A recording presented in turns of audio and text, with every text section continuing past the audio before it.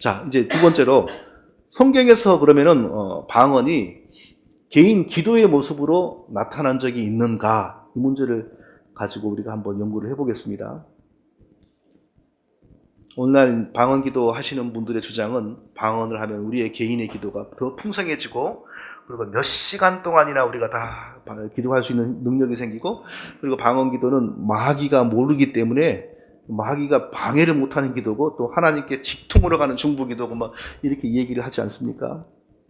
그래서 이렇게 열심히 합니다.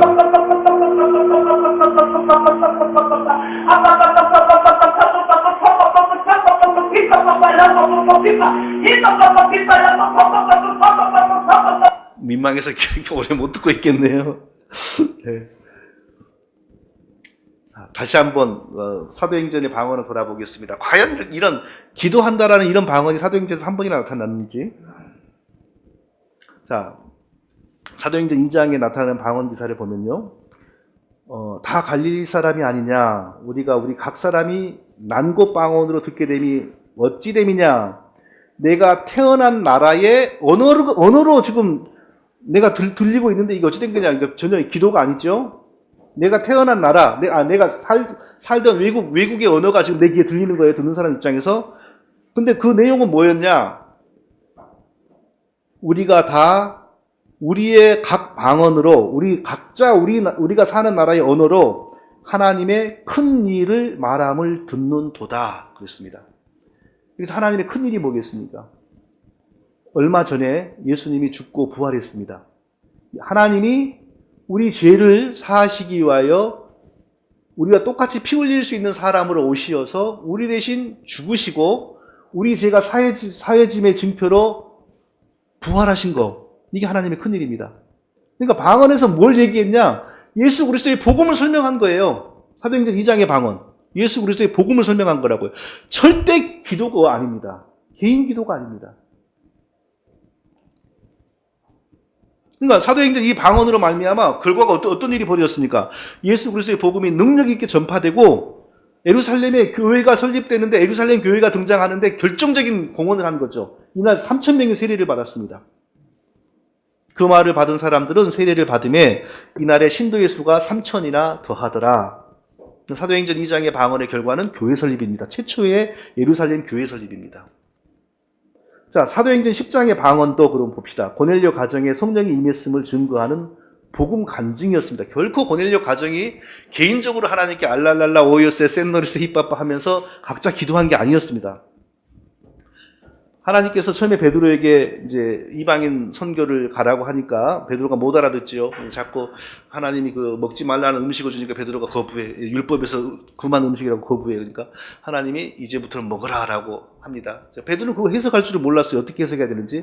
근데 이방인 고넬료 가정에서 베드로를 데려온단 말이에요. 와서 말씀 전해달라고. 그러니까 이제 그때 해석이 되는 거죠. 이방인 가정에 가서 말씀을 전하라고 하는구나. 하나님께서 그러시는구나. 하고 가서 말씀을 전했어요. 그랬더니 그들이 믿음이 생기면서 성령이 그들에게 임해요.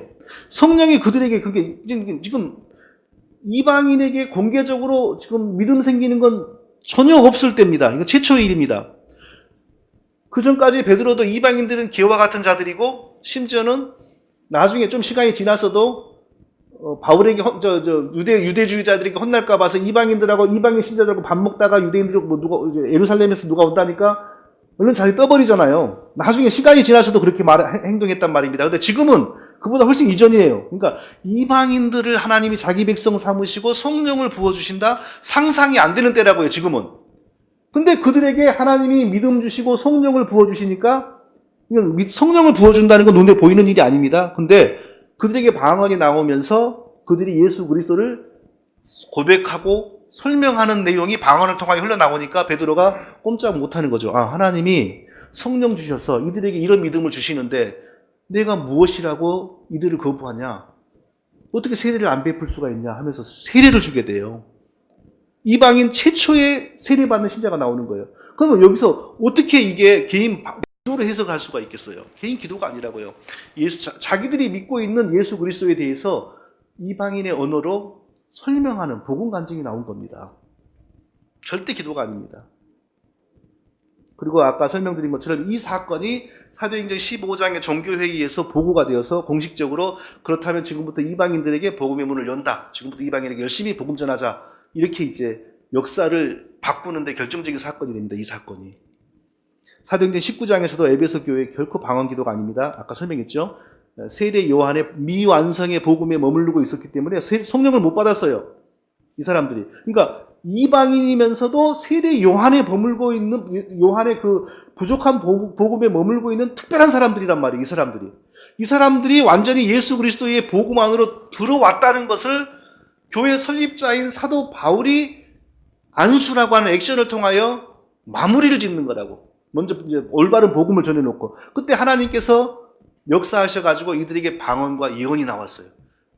그 개인 기도였다면은 그걸 무슨 특별한 이슈가 되지 않죠. 근데 방언과 예언을 통하여 자기들이 믿는 예수 그리스도에 대한 신앙 고백이 나왔기 때문에 바울이 세례 요한의 복음에 머물러 있었고 이방인이었던 이들이 완전히 하나님 백성으로 들어왔다라는 것을 그 안수를 통하여 확증을 한 거죠. 그리고 이후에 그 어디에서도 바울은 이런 식의 안수를 한 적이 없습니다.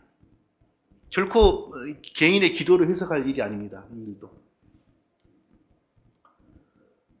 그러므로 성경은요, 어디에서도 방언에 대해서 말할 때 방언으로 기도한다라고 표현하지 않습니다. 딱 한 번 있는데 그것도 전후를 보면 방언 기도를 지지하는 게 아닙니다. 방언에 관한 성경 표현의 99%는 전부 언어를 말하는 것으로 표현합니다. 성령이 말하게 하심을 따라 다른 방언으로 말하기를, 방언을 말하며 방언도 하고, 방언을 말하는 자는 방언으로 말하고, 방언으로 말하는 자는 방언을 더 말함으로 방언으로 말하는 것보다 다 방언으로 말하면 누가 방언으로 말하거든 방언 말하기를. 방언으로 기도했다면 당연히 방언으로 기도한다는 표현이 많이 나와야 되잖아요. 분명히 기도라는 언어가 있지 않습니까, 성경에. 방언으로 기도한 사람이 있다면 방언으로 기도하면 이렇게 나와야 돼요. 그런데 딱 한 번 방언으로 기도하면 이것은 방언 기도를 바울이 비판할 때 쓰는 문장이 딱 한 번 나옵니다. 그럼 나머지 99%는 전부 다 방언을 사람을 상대로 언어 구사하는 것을 표현하고 있다 이겁니다. 그런데 오늘 대부분의 유명한 목회자들은 방언 기도를 당연하게 가르치고 있어요. 누구신지 아시겠죠? 선한목자교회 유기성 목사님. 참 유명한 분이죠. 인물도 좋고 설교하는 음성도 어찌 좋은지 내가 들어보니까 참 나도 이런 좀 걸 받았다면 어째 나한테는 이런 부드러움과 이런 세련됨을 주시질 않고. 어디 이분의 페이스북을 우연히 봤는데 하루는 샤워를 하다가 참을 수 없는 애통함이 밀려와 울음이 터졌습니다. 그런 일은 처음이라 몸을 닦고 나와 무릎을 꿇었습니다. 방언과 함께 눈물이 터져 나왔습니다. 기도하다 화장실에 가서 씻고 나와 울며 기도하고 또 씻기를 반복했습니다. 왜 하필 목욕할 때 그렇게 나왔는지 모르지만 하여튼 나는 목욕하고 나왔는데 예수님이 침대에서 기다리고 있더라 이런 거 하는 사람 나중에 보면 제대로 돼서 하나도 못 봤습니다. 예수님이 우리 양치질 할 때도 오실 수 있고 언제든지 오실 수 있어요. 근데 웬 여자는 무슨 목욕하고 샤워감 타월을 걸치고 나오는데 예수님이 침대에 앉아 있더래요. 그거 별일입니까? 예수님이 하필 그럴 때 왜 오시겠어요? 그거 다 엉뚱한 게 이상한 게 와가지고 그런 거죠. 네, 그럴 수 있겠죠. 그런데 이분이 목욕하다가 이럴 수 있겠죠. 그런데 여기서 지금 방언 기도를 얘기하고 있습니다. 방언으로 기도. 그런데 우리가 봤다시피 성경 어디에 방언으로 기도하라는 명백한 표현이 한 번도 없습니다. 이게 현대교회 비극입니다. 이분이 이 방언에 대해서 설교하는 내용을 그대로 제가 녹취를 했습니다. 간절히 기도를 하라는 겁니다. 근데 우리가 말하려고 하는 말, 즉 한국말로 기도를 안 하면 방언 기도가 나온다 이겁니다. 간절하게 기도하려고 사모하고 동시에 한국말로 안 하려고 작정하면 방언 기도가 나온다 이거예요. 하나님 해보세요. 해보시라니까요. 이런 식의 태도를 취하지 말고 간절하게 기도를 사모하고 동시에 한국말로 안 하려고 노력하면 방언 기도가 나온다 이겁니다. 네. 그리고 여러분이 하나님 앞에 간절히 기도하려고 하는 마음, 성령이 주시는 마음입니다. 그것을 여러분이 말하려고 하는 한국말로 하지 않는 것. 간절한 마음이 없으면 또 방언이 안 돼요. 그죠? 하나님 해보세요. 그러면 해보시라니까. 이러면 방언이 안 돼요. 여러분 안에 간절한 마음의 기도가 있고, 그러나 내가 한국말로는 기도를 하지 않겠다고 처음에 입을 열면 처음에는 다 버버버 이런 형태밖에 말이 안 되죠. 입은 열었는데 속에 마음은 있고, 그러면 처음에는 그냥 정말 답답한 기도처럼 되지만 여러분의 안에 있는 간절함이 간절해질수록 그 다음부터는 말이 되어지게 돼요. 방언으로 하는 말이. 마음에 부정적인 마음을 내려놓는 게 중요합니다. 전에 그러면 방언 기사를 한번 돌아보십시오. 언제 처음에 성도들이 방언할 때 방언이 잘 안 되고 하다가 이제 나중에는 유창해지고 이런 게 어디가 있어요? 하나님 방언을 주시면 그 순간부터 방언이 유창하게 나와버립니다. 그러니까 외국에서 온 사람들이 쟤들이 왜 이러지? 우리나라 말 같은데 저게 뭔지 이런 게 아니라 어째서 한 번도 와보지 않은 우리나라 말을 하지? 그러니까 정확하게 하나님의 역사를 정확하게 방언을 구사한다 이겁니다. 방언을 못하는 이유가 사모하니까 성령님 주셨어요. 성령님 임하셔서 방언을 이미 혀에 얹어주셨는데 자기가 그 생각을 하고 있는 거죠. 이거 말고요. 이거 말고 딴 거 주세요. 딴 거 주세요. 이건 방언 아니에요. 자기는 내 수준에서 그건 방언이 아니야. 랄랄라는 방언이 아닌 거죠. 그러니까 방언이 안 나오는 거예요. 근데 여러분 시작하는 거예요. 그러니까 이렇게 주시면 그 말이 서툴고 떠듬거리는 것 같고 좀 유치한 발음 같지만 그게 시작이에요. 그 시작해서 나오기 시작하고 여러분이 믿음으로 계속해서 사용하면 이게 점점 더 부드러워지고 더 다양해지면서 또 다른 언어들이 계속 이제 더 나와요.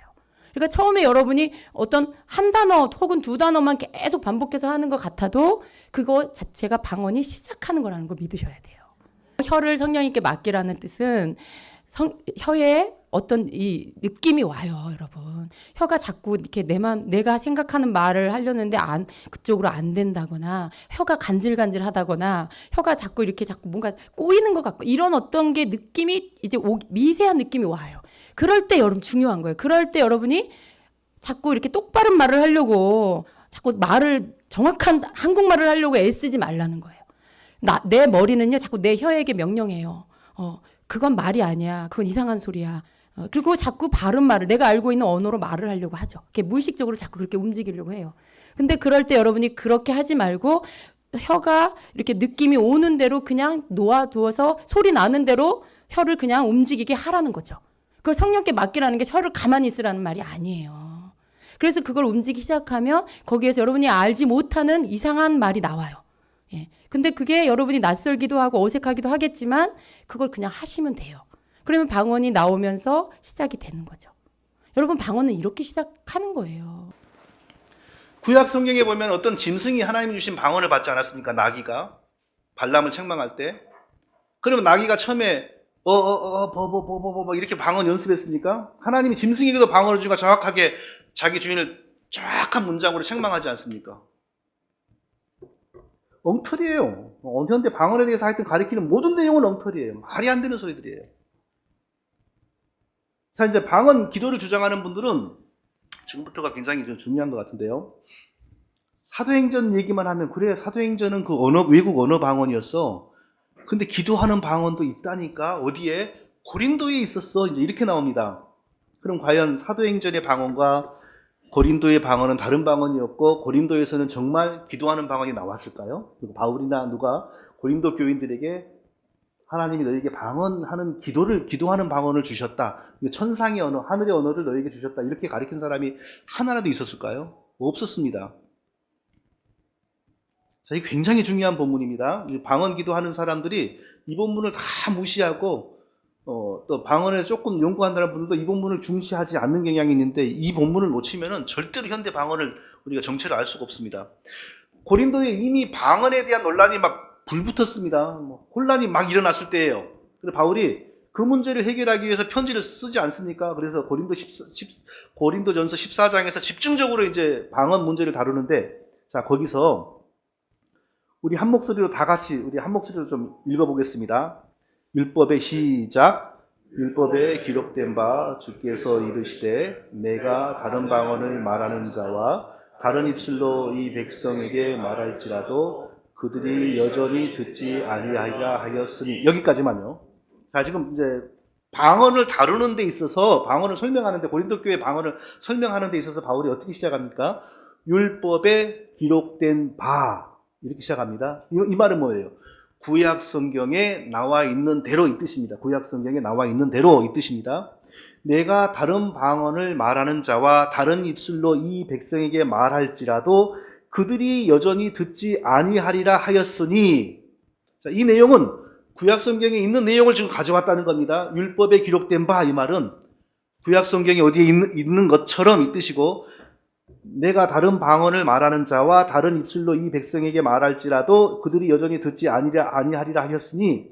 이 말은 구약 성경 어디엔가는 내가 다른 언어와 다른 그 방언을 말하는 사람들을 통하여 너희에게 예언을 주거나 경고를 주거나 어떤 심판을 행할지라도 너희가 듣지 않을 것이다 라는 말을 구약 성경 어디엔가 되어 있다는 뜻이에요. 그것을 바울이 지금 그대로 가져온 거예요. 그대로 그 본문을. 그러면서 고린도의 방언을 지금 가리키는 거예요. 고린도 교회에. 그럼 그 바울이 말하는 율법에 기록된 바, 이 말은 과연 어디에 있을까요? 지금 이 부분 굉장히 중요합니다. 이 말은 어디에 있냐면 이사야 28장 11절에 있는 말씀입니다. 그러므로 더듬는 입술과 다른 방언으로 그가 이 백성에게 말씀하시리라. 이사야가 이 백성들에게 왜 이 얘기를 했냐면요. 근데 이사야 시대에도 이제 타락이 거의 극에 달하여서 이제 하나님의 심판이 곧 임하지 않습니까? 그러니까 이제 이사야가 예언하기를 뭐냐? 어떻게 하나님이 심판하실 거냐? 더듬는 입술과 다른 방언으로 심판을 한다 이거예요. 언어가 어떻게 심판을 하겠습니까? 이 얘기는 뭐냐? 다른 나라 말하는 사람, 더듬는 입술. 그러니까 우리 입장에서 외국말 하는 사람, 어제 제가 공항에서 오는데 내 옆에 바로 어떤 사람이 우즈베키스탄 말을 막 유창하게 하는 거예요. 근데 제 말은 더듬더듬 하는 소리처럼 들리더라고요. 그래서 나는 한국 사람이 어떻게 이런 말을 배웠냐고 물어봤더니 우즈베키스탄 사람이더라고요. 근데 한국말을 제법 잘해요. 그러니까 나는 그 사람이 한국 사람이 그 나라 말을 하는 줄 알았는데 그게 아니더라고요. 근데 하여튼 우리가 전혀 알지 못하는 외국 사람들이 말하는 거 보면요, 꼭 그 입을 더듬더듬 하는 것처럼 보인다고요. 이게 무슨 말이냐면 하나님께서 이스라엘 백성들을 어떻게 심판하냐 하면요, 바벨론 군대, 전혀 말이 통하지 않는, 어떤 사람은 아수르 군대로 해석하는데 그건 틀립니다. 아수르 말하고 구약의 그 이스라엘 백성들의 말은 근본적으로 같은 어원이 많아가지고 이스라엘 백성들이 배우지 않아도 아수르 사람들이 하는 말을 많이 알아들었어요.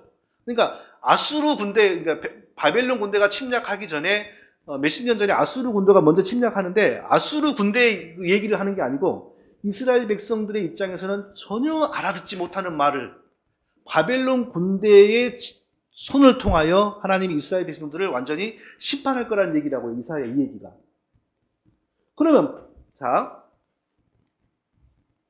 그러면은 왜 지금 고린도 사람들이 방언으로 지금 혼란을 겪고 있는데 바울이 율법에 기록된 바 주께서 이르시되 내가 다른 방언을 말하는 자와 다른 입술로 이 백성에게 말할지라도 그들이 여전히 듣지 아니하리라 하였으니, 이 얘기를 왜 하겠습니까? 왜 하는 거냐면 근본적으로 여기서 우리가 알아야 될 게 뭐냐면은 하나님이 고린도 사람들에게 지금 방언을 기도의 언어다, 천국의 언어다라고 가리키는 게 아니라는 거예요. 하나님이 주시는 방언은 외국어라는 사실을 여기서 지금 말하는 거예요. 구약의 이스라엘 백성들을 외국말하는, 전혀 알지 못하는 바벨론 군대를 통하여 이스라엘 백성들을 물리적으로 심판하셨던 것처럼 지금은 어떻게 하나님 심판이 왔냐? 택함 받았다고 자부하는 이스라엘 백성들이 예수님을 배척하고 예수님 오히려 죽였어요. 그러니까 하나님 심판이 어떻게 나타나냐? 이스라엘 백성들에게서 쉽게 말하면 촛대를 이방인들에게 옮긴다는 거예요. 믿지 않은 완악한 이스라엘 백성들을 하나님이 버리시고, 그러니까 영적인 심판이에요. 영적으로 버리고 믿는 이방인들을 하나님 백성으로 삼는다는 거예요. 그러니까 이전에는 이방인 군대가 와가지고 예루살렘을 두들겨 팼어요. 그렇게 심판이 이루어졌어요. 근데 지금은 어떻게, 신약시대에 와서 어떻게 하나님 심판이 임하였냐? 믿지 않는 유대인들을 하나님이 하나님 백성에서 제외시켜버리고 그 대신 하나님이 이방인을 자기 백성으로 삼았다는 거예요. 그걸 설명하는데 그 증거가 뭐냐? 방언으로 나타나는 거예요. 외국말. 그러니까 이걸 생각해 보면 되죠. UN 회의장에서 대한민국 언어가 회의장의 언어로 채택될 가능성은 0%입니다. 영어뿐이죠. 왜 그러겠습니까? 영어 쓰는 미국이라는 나라가 세계의 최강대국이고 최선진국이고 가장 지구를 대표하는 민족이기 때문이죠. 그런데 만일에 천지가 개벽해가지고 한국말이 유엔의 회의의 공식 언어로 채택이 된다고 생각해 보세요. 그게 뭘 의미하는 겁니까? 대한민국이란 나라가 세계의 가장 선진적이고 세계를 대표하는 나라라는 뜻 아닙니까? 하나님이 이방인의 언어를 채택해서 예수 그리스도를 증거하는, 이게 성경의 방언 아닙니까? 그거 자체가 의미하는 건 뭐예요? 유대인들에게 그동안 너희들 너무 까불었다. 너희들 무슨 막 택한 백성이라고 막 이방인들 무시하고 그랬지 않았냐? 그러나 지금부터는 이 믿는 이방인들이 내 백성이야. 내가 이들에게 성령을 주었어. 너희들은 미안하지만 불순종하니까 버림받았어. 이 메시지가 바로 방언 안에 포함되어 있는 아주 무서운 경고의 메시지라고. 이게 심판의 메시지라고요. 그러니까 유대인들은 이제 성경 여러 군데를 보면은 이 방언이 나타날 때 깨어있는 유대인들은 두려움을 갖게 돼요. 하나님이 우리 선민이라고 자부하고 완악한 우리를 버리시고 이 이방인들을 자기 백성으로 삼았구나. 그래서 거기서 회개가 나오고 두려움이 생겨서 깨어있는 일부 유대인들은 하나님께 굴복을 한다고요. 예수님을 받고. 그러니까 여기서 그러면은 보세요. 방언을 믿는 자들을 위하지 아니하고 믿지 아니하는 자들을 위하는 표적이나, 은사주의자들이 아주 이건 잘못 해석을 하고 있죠. 믿는 자들을 위하지 아니하고 믿지 아니하는 자들을 위하는 표적이다, 방언이. 그게 어떻게 해석하냐? 우리 옆집에 안 믿는 사람이 있어. 안 믿는 사람은 내 방언하는 걸 보면 예수님 믿게 돼. 이렇게 해석을 하잖아요. 바울은 그 뜻이 아니라고요. 유대인으로서 교만하고 완악한 예수님을 안 믿는 자, 이들에게 지금 경고가 되는 게 방언이라고. 하나님이 그 천한 이방인들의 언어로 예수 그리스도의 큰 일을 설명을 하는 걸 보니까 이제부터는 복음의 중심이 이방인이야, 이방인. 이렇게 된다고요, 이렇게. 그러니까 방언으로 말미암아 나타나는 가장 큰 결과가 뭐냐? 이방인이 하나님의 몸된 교회의 정식 멤버가 됐다는 게 수용되기 시작한다고요. 그리고 유대인들은 교만하고 있다가 버려졌다는 거. 그러니까 방언은 믿지 아니하는 자들을 위한 표적이나, 이게 그 당시에 예수님을 여전히 거부하는 유대인들을 말하는 거예요. 그렇게 해석이 된다고요, 이게. 방언 옹호자들이 주장하는 성경적인 근거가 이제 이런 거죠. 내가 만일 방언으로 기도하면 나의 영이 기도하거니와 나의 마음은 열매를 맺히지 못할까. 자, 내가 만일 방언으로 기도하면, 여기 나왔다 이겁니다. 여기 분명히 방언으로 기도하면 이렇게 나왔는데 왜 성경에 나온 방언 기도를 부정하느냐, 이게. 제가 말씀드린 것지만 방언으로 기도, 방언 기도도 아니에요. 방언으로 기도 이런 표현이 딱 한 번 나오지만, 자, 그러면 그 다음을 설명하라고 한번 요구해 보십시오. 나의 영은 기도하는데 나의 마음은 열매를 맺지 못한다. 이런 사상이, 이런 이론이 기독교 인간관에서 이거 통할 수 있는 얘기입니까? 영은 아는데 마음은 몰라. 이게 바울의 사상인가요? 성경의 인간은 한 인격으로 표현되고 인격으로 대표되는 존재입니다. 영은 아는데 마음은 몰라? 이런 인간관은 성경의 인간관이 아니라고요. 이럴 수가 없어요. 이방 종교에서 이제 영이 따로 어디를 하고 이런 사상이라고 이게 이 뜻이라고. 근데 그러면은 이게 과연 바울이 평소에 다른 데서 항상 가리키는 사상이었냐고? 아니라고요. 절대. 이건 1차적으로 이게 도대체 바울이 왜 이런 얘기를 했는지 정말 고민을 많이 해보고 연구해야 될 대상인데, 딱 나오는 것만 보고 방언은 영이 기도하고, 그런데 내 마음은 몰라. 그러니까 내 마음이 몰라도 영이 기도한 거니까 계속 하면 돼. 이렇게 가버린다고요. 근데 바울의 사상이나 성경의 인간과는 절대 영은 아는데 마음은 몰라? 이게 인간은 그런 비인격적인 존재가 아니라고요. 절대 이것은 바울이 평소에 가리키는 사상도 아니요, 성경의 다른 저자나 성경이 가리키는 인간론이 아니에요, 이것은요.